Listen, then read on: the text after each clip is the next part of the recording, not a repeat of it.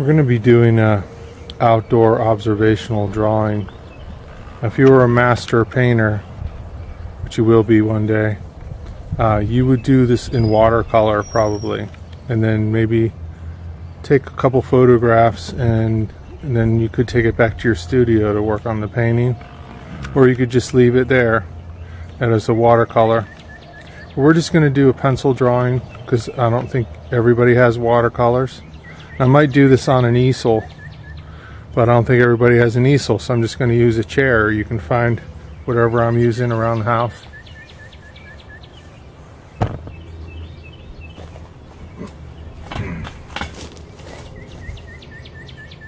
So I have 2 pencils and a couple erasers, so I don't have to go back. I don't want to have to keep going in and out of the house. In case one pencil breaks, I have a backup.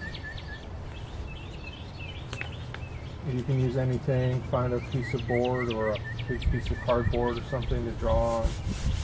Find the nicest piece of paper you can. I want you to draw from real life, okay? This is what's going to make you a better artist.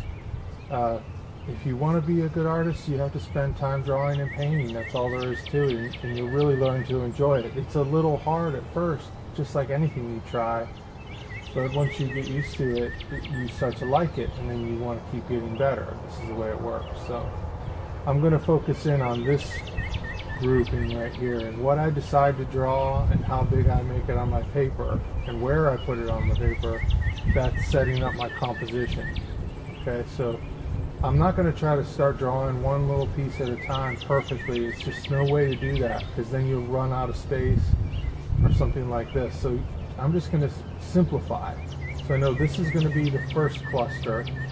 This second cluster is a little bit bigger. It's going to go. See, I can already make an adjustment at this point. I know I want this to be over a little bit further. This just leaves here and leaves here. I'll put down here. So I have like 4 pieces in my composition. And that's all I'm going to do. This is plenty. You know, pick whatever you find that appeals to you out in your yard, or take a walk and find something interesting.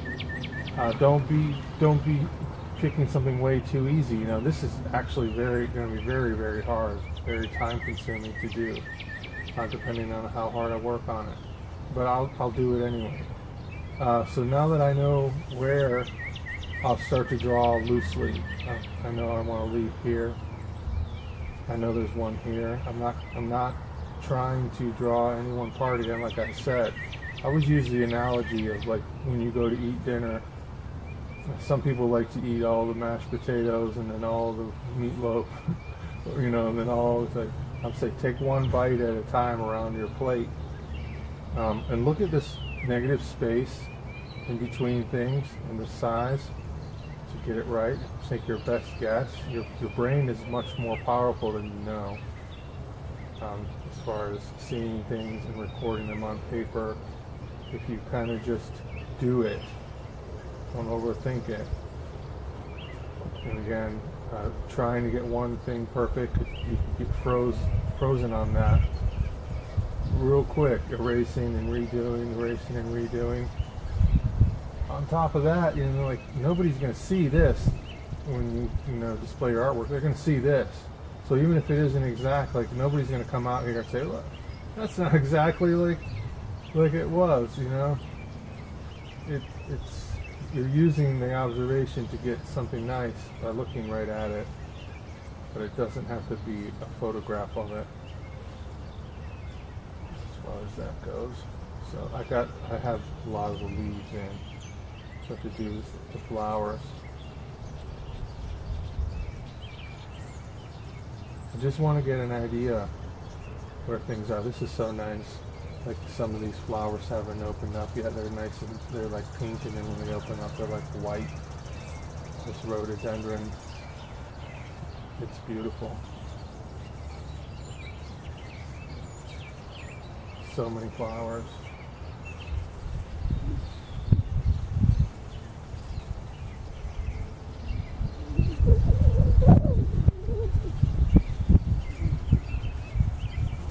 this I probably won't even draw anything on the background. Maybe something. There's a couple twigs I see here.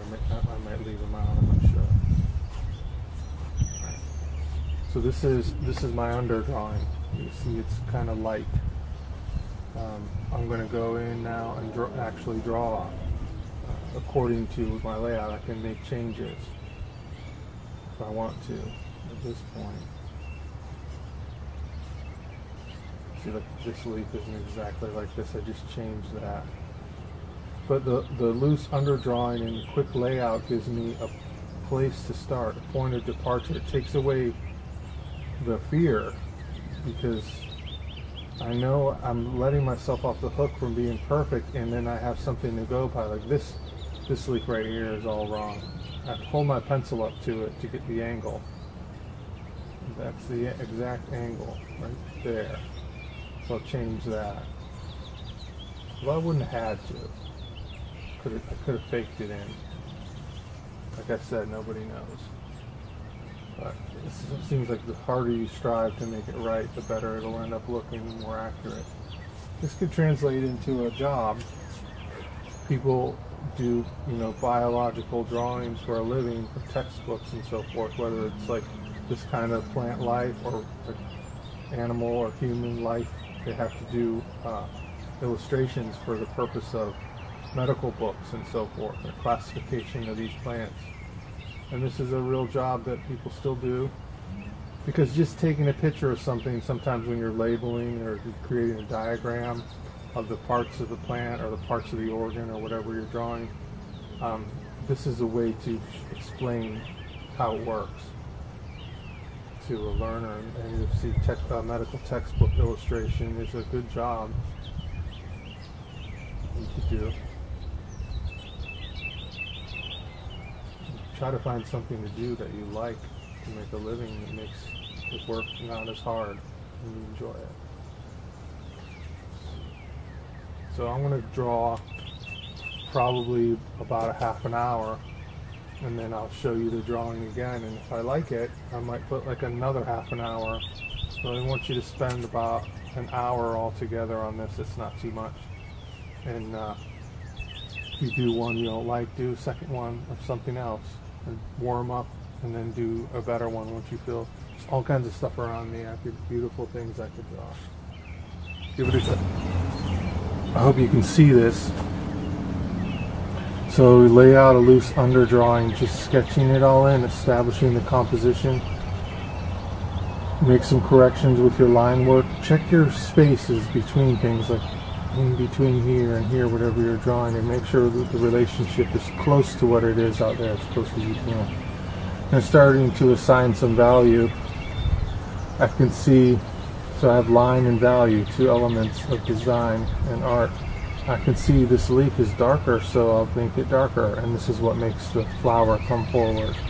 I'll use line too in these flowers. I could spend a lot of time just drawing the inner workings of these flowers. I'll pick and choose, but I'll start off with a pretty accurate drawing, and then I'll decide what parts to emphasize by putting more detail.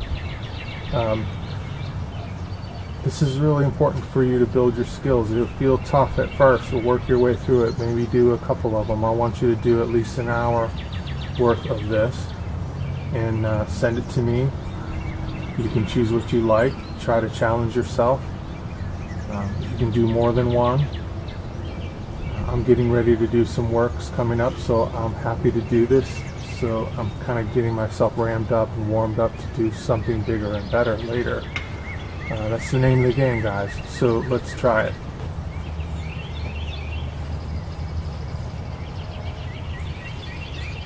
When you're doing this, I think it's useful to know, starting to do the shading. If you're right-handed, start on the left and work your way over so you're not rubbing your hand against it. Otherwise, put a piece of paper over it to keep it from smearing. I'm doing some hatching. I don't know if I'll go in and do like some blending or take a piece of tissue and blur it and smooth it in a lot. I'd like to maybe leave it sharp this time. But, you know, this isn't super easy. It gets easier as you do it more, but it's a worthwhile use of your time. There was a group of artists in Victorian England around in the 1850s, and they're called the Pre-Raphaelite Brotherhood, meaning they named themselves that because they thought the artwork before Raphael was better. And the Royal Academy in London, England, was teaching artists always the same way. They would try to follow Raphael and kind of just copy him. It was very cookie cutter. And they, as many young people do, wanted to reject the ways of the older people. So if you feel like a rebel, it's kind of ironic because you're just doing the same thing everybody else has ever done. You know, they always want to do the opposite of what everybody else does. It's normal. But they believe that just truth to nature, you know, leave nothing out, choose nothing, just seek beauty in nature. And although they would contrive these compositions, they would do storytelling with their paintings, and I'll show one or two. But they would pick like a poem, or like Shakespeare, or Arthurian legends of King Arthur, and they would take a character or two, or whatever they do, and portray them in the painting. Everybody would know who they were, and they were became very popular after a time, after people got used to what they were doing. But they would go out and paint like just the background, maybe take like a year just to paint the whole background, and then they would pose a model in the studio and paint the model into the background over like another year. You know, not necessarily always that long, but sometimes. So maybe they would do one painting a year, or maybe a couple if they were smaller. But the point was that they didn't want to fake it, and they wanted to follow nature and paint from life, and they didn't want to create anything that was like I can't find a word for it, but like heightened beyond what real life was, or stylized, or like made into like a super form of it, like a lot of artists did. Idealized is the word I was looking for. They thought there was more beauty in what was really there, which I could get behind. Alright, so that's that. I'm going to finish this. I'll take a picture when I'm done, and I'd like to see yours.